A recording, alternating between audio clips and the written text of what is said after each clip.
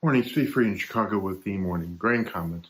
Markets are mixed to lower, beans down, wheat down, while corn's up about a penny. Stock market's higher.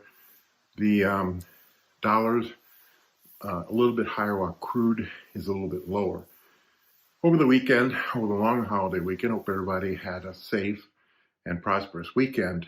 But the news is a little negative in the bean market. China lockdowns, their drought in central China, reducing industrial production, and the government lowering their FX reserves to try to stimulate the economy all suggests their economy is weakening, and that could reduce the raw material imports, especially soybeans. In South America soybean meal and soybean oil prices are cheaper than U.S., and the Dalian soybean meal and palm oil futures were lower, while rapeseed, soybean oil, and corn prices were higher. So there is some concern that the U.S. soybean exports will not meet USDA's goal, and that the final crop could be higher, and that would add to the carryout, which is negative. Many people we're still in a 1350, 1450 range in this November.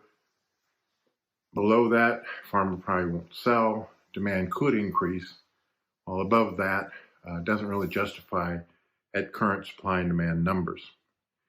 Over in the corn market, the strong cash basis and the talk about a little bit lower U.S. corn crop, a lower European corn crop, offsets the fact that Ukraine is offering corn for export cheaper. But there is concern about the nuclear plant in Ukraine, and if there was something that happened there, it could impact crops, and it could impact logistics, and it could impact people. And so we'll be watching that pretty closely. But some people think our final export demand in corn could be lower, which could offset a lower crop.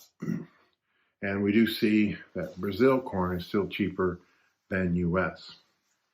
In the wheat market, Iraq bought some U.S. hard red winter wheat, which may have offered support in the overnight prices, but we have sunk lower. And I think that the market's going to be watching U.S. Southern Plains weather as far as planting. We'll also be watching Europe conditions and Russia conditions as far as weather is concerned. Globally, though, we feel that the demand for wheat might be eroding because of inflation, because of a recession, and all that could reduce food and fuel demand. In the wheat market, we also note that any strength in the dollar is going to be negative to commodities and also to wheat prices. Argentina came out with a peso soybean value at 200. The blue market's 280. Farmers got about 21 million tons of soybeans in Argentina yet to sell out of the 42 million ton crop. That new peso soybean rate could be negative to soybean futures. As always, these are my thoughts and not those of ADM Investor Services.